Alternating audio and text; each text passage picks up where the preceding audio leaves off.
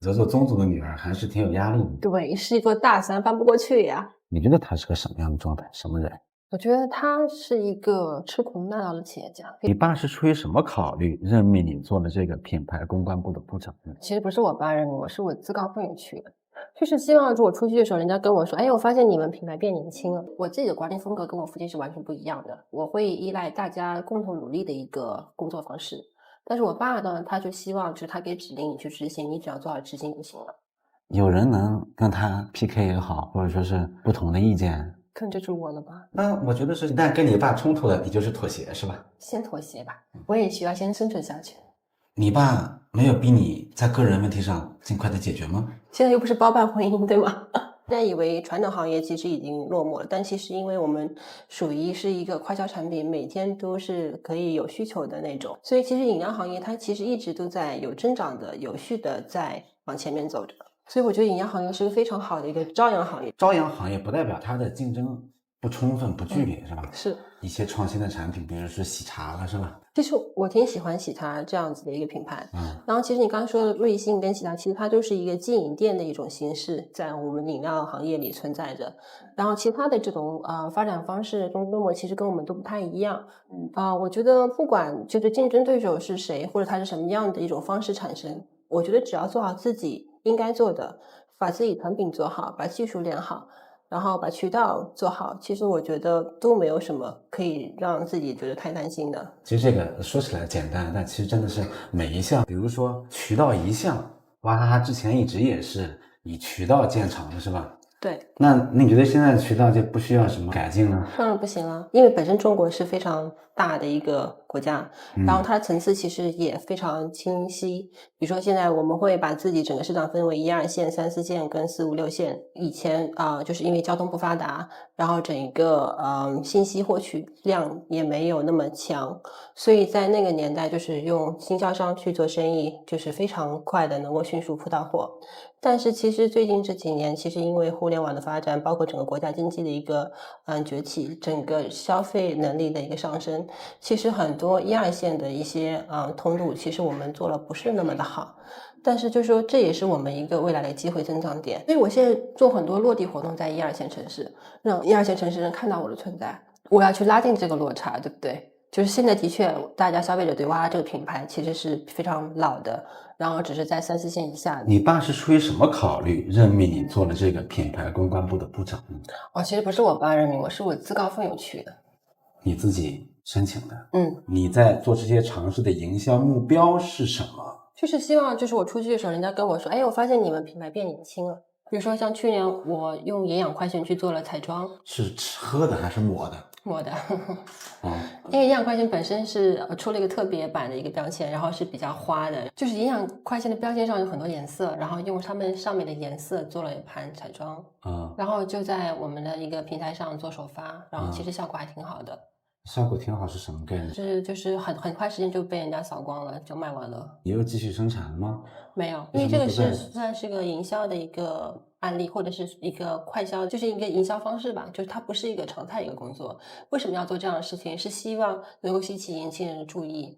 因为根据我们以前营养快线是我们一个非常大的一个单品，但其实经过这几年，其实已经有很多人不太喝了。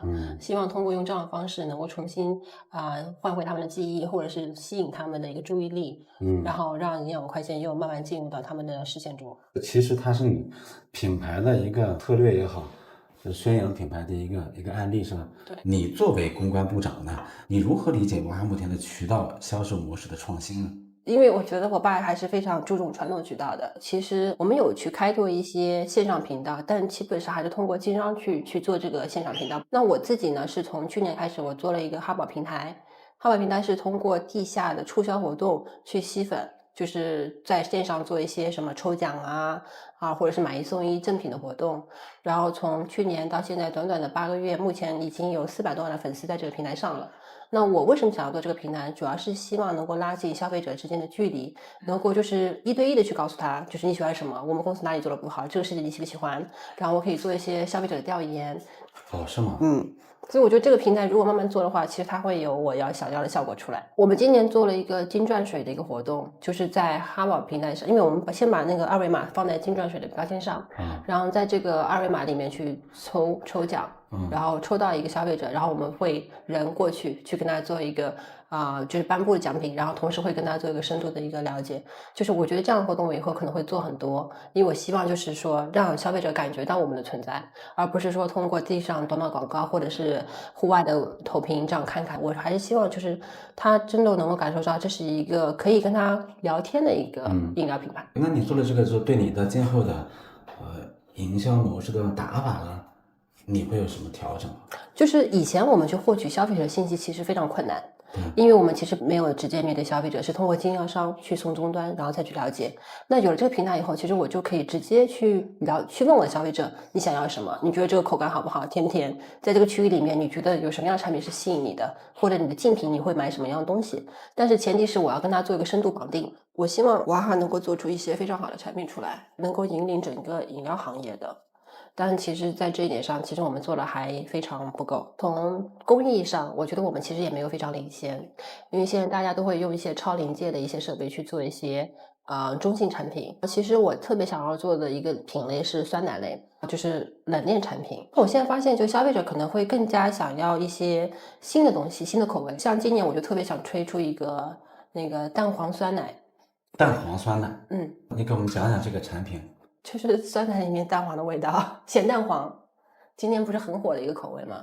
有咸蛋黄的冰淇淋啊，还有那个 chips 啊，就是那个薯片啊什么。但是研发没做出来，不是说它做不出来，是做出来口感以后，它的风味的稳定性很差。比如说我上个礼拜喝过同一个做法，但是下礼拜给我品尝，可能这个味道就变了，它整个体系还不是非常的稳定。我其实是非常想要在这方面去投入的。那在这个领域，你有觉得很值得敬佩的对手是谁吗？我比较喜欢农夫山泉。你喜欢他什么呢？我觉得他在品牌的传播，包括做一些新品的打造上，其实还是非常有想法的。然后另外的话，我觉得他是愿意去做一些培育的事情。比如说他就是早在2-3年以前，他就做了春茶。我觉得这是一个需要培育的一个领域。我觉得年轻人真的都会喜欢他的，真的还是很坦荡的。你渠道已经有那么多的了解了，这些方面是你的一个工作重心了。我觉得我现在的工作重心应该是去尝试说服老爸。其实做这么多事情还不如去说服他，因为我爸是个非常执行力强的人，只要他认准这件事情，他肯定做得比我还要好。你觉得有机会吗？肯定会有的呀。10年前吧，当时对达能那个事情，你爸跟你讲过吗？我有参与啊，我是被传唤人。你怎么看你爸呢？在那个事情上的表现呢？我觉得我爸挺能干的呀，超棒。超棒是吧？表现在哪些方面呢？你列一下你爸的优点。我觉得我爸是一个非常坚持的人，这点我是没有的。我是会比较就是很执着。对，他比较坚持自己所想的东西，像我就不会，我可能做一段时间没有什么结果我就放弃了，这是我的个性所在。对，其实很多事情他一坚持，反而就看到了希望了。对，其实就像达能那个事情也是，如果你不坚持不弄，其实结果会完全不一样。所以这点是我爸的优点，我没学到，没遗传到我的。达能那个事件之后，我看那个自传线，法国人都很佩服你爸。还有呢？还有，我觉得我爸比较爱国，真的是非常优秀的共产党人。比如说那种偏远地区让他去投资干嘛，他都去。就他可能这个时候就不会太想商业上的，对，怎么样，他要去为国家的需要去。对。那第三个有吗？第三个，我觉得他非常爱自己的员工。对，他好像我看那个上面写着他会关心员工。对，怎么还不结婚呀？是。他会好像你们有个撮合相亲的这种东西。对，我们公司有很多双职工。那还有别的吗？我觉得他非常勤奋。那你觉得你爸最擅长的是什么呢？我觉得他对市场的嗅觉还是挺好的。你爸在娃哈哈是个什么样的存在呀？神一样的存在啊！啥叫神一样的存在？就是什么事情都很厉害，都靠他解决啊！什么事情都得问他行还是不行啊？然后什么事情出麻烦，他都帮你解决掉。什么事情都是他？对啊。那别的部门做什么呢？写报告啊，然后请示汇报、执行。就这样。那这个有人能跟他就是 PK 也好，或者说是不同的意见，可能就是我了吧。比如说你做了一个那什么东西，他给你否了，你就认了吗？你就不能反抗一下说你爸，你先别说了，等我把这个东西再做一段是一段。那你看是什么样的事情？有些事情我觉得可以放一下就可以放一下，不要每件事情都跟他吵架，对不对？什么事情可以吵架，什么就不能吵架？就是关系到整个公司的重要利益的时候，我觉得可以去据理力争一下。但如果这件事情没有那么大影响的话，那就算。而且另外一方面，可能我自己对这件事情也没有充足的信心。对，其实一旦跟你爸冲突了，你就是妥协是吧？先妥协吧，因为我也需要先生存下去。你打算什么时候不妥协呢？等我更加有实力一些。作为宏盛饮料集团总裁，这个岗位是实职吗？对啊，这是我自己的公司啊。这个公司你不用请示？不用，完全我自己说了算。你爸干涉过这个？从来没有。这公司你这个成功吗？我觉得挺好的呀，从金钱上给我支持啊，对吧？然后第二呢，就是让我可以了解整个饮料行业的前端，整个生产制造这块。然后其实我自己也做了一些上下游的一些东西，比如说我自己有个标签厂，我给我自己印标签，比如说像这次金钻水那个镭射标签就是我自己印的。然后我也做模具，就是新的平行也是由我这边来开发制造。你这样多少年了？其实宏盛跟娃娃其实是一同扩张的。我应该是2004年或05年回来，我回来时我爸好像没有那么大规模，然后就是在那时候我跟我爸一起去扩张，他去不同的省份去开厂，我也去不同省份开厂，然后就这样慢慢就是干。你也去不同省份开厂？对啊，所以你刚回来有那个能力去？就是因为没有，所以才要锻炼自己啊。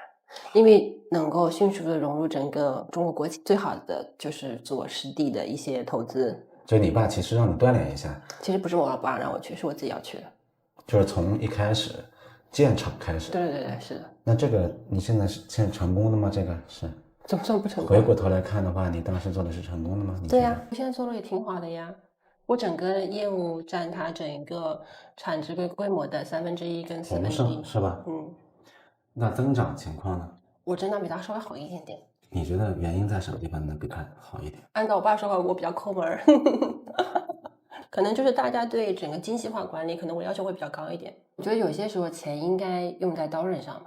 其实我自己的管理风格跟我父亲是完全不一样的。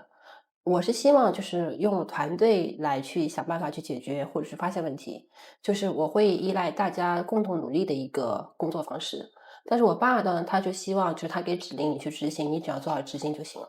所以呢，比如说我去这家公司会去上班，他们会非常不适应我，会觉得说，我这边的要求会比较严格，可能你的要求比较严格。对，比如说报个方案上来，他们会期待你告诉他你想要什么方案，但是我通常不会告诉他，我只好告诉你我想要得到什么样的目的。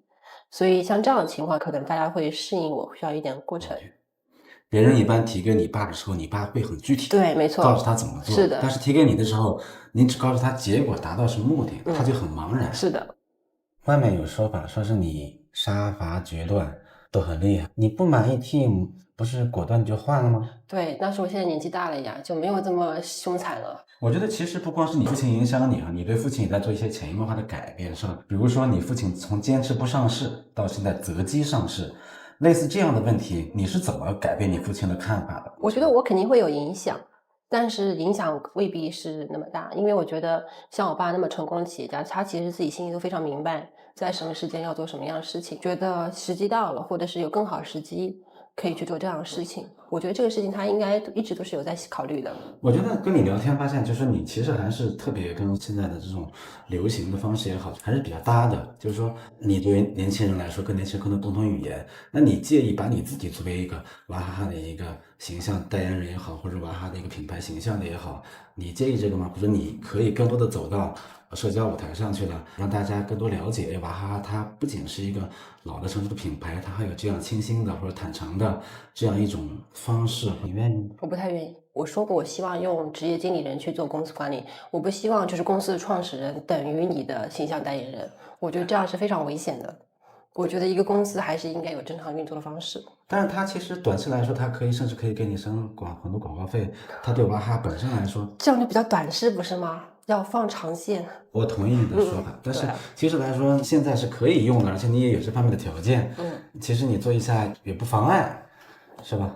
也是你本身也是负责这方面的工作，是吧？对啊。那等我以后年纪大怎么办呢？做一些营销推广，还是有专业的人才去做这方面，而不是依赖某一个时间节点某个人。那你觉得中国这样的公司，你比较觉得它这方面做得好的，你觉得是哪个？目前来讲，其实中国目前的这种公司还是正在这种创业生长期，我觉得还没有到一个就是百年老店的一种。就在你心目中，一个企业长青的、基业长青的企业是什么样子的？我觉得其实一个基业长青企业是应该有一个非常完善的一个公司治理的制度，比如说每个级别的范畴跟职能是什么，然后遇到什么样的问题，它有一套完整的一个处理的方式，包括对你的管理人，他是不是有类似于谈课的制度，或者是有反对的制度、投票制度，这样子才能够确保这个公司永远都是在正确的道路上去走。所以为什么就是上市是一个很好的一个途径？其实它能够规范你的企业运作。我其实在美国读书，所以我会比较喜欢像美国那种大公司的一些制度，它会有董事会，它有独立董事，它有一些人和道路可以确保这个公司不会去犯太大错误。然后我觉得一个创始人或者企业家，他应该是包容，他应该是一个非常有远见的人，他不应该去做具体的事务，但是他会去做整个公司的一个整体的规划，包括未来公司应该去哪些方向去做一些投资，哪些地方应该去做一些收编，这个是我觉得是个非常优秀的企业家应该要去做的事情。因为他是做一些决策，去判断一些当代的环境政府的一些政策，然后国家与国家之间的一些利弊，然后才做出一个这样的判断。所以我是觉得说，一个优秀企业家不应该太沉迷于细节，但他应该去更长远的去看待一个企业、一个行业所在的一个地位，他想要变成什么样的企业，变成什么样的行业的地位。照你这么说，你的标准，你爸他沉迷于细节，但是我说了，一个好。基业长青的企业跟我们现在企业是完全不一样的。我们现在还在发展初期，在发展初期的话，就的确需要我爸这样的企业家，就是能够一竿子管到底，这样能够迅速决策我想要做什么。但是如果要长远发展下去，可能这种方式就不一定会合适。这些话你跟你爸讲过吗？没有，那你觉得你爸看完了我们这个如果播出来，你爸是个什么感受？不晓得，下次采访他一下。你爸今年也70多岁了吧74。74岁，你觉得你爸现在跟原先有什么变化吗？变老了呀，就年纪大了。你希望你父亲怎么评价自己呢？就正常评价就好，正常的评价。你觉得你最希望你爸认同你的是什么？我觉得两代人之间应该有一定的信任，但是从我的角度来考虑，因为我是他女儿，我觉得他应该信任我多一点。自己对娃哈哈的责任感是什么呢？他是我爸一手创下的江山，作为他的女儿来讲，我应该有责任去守护他。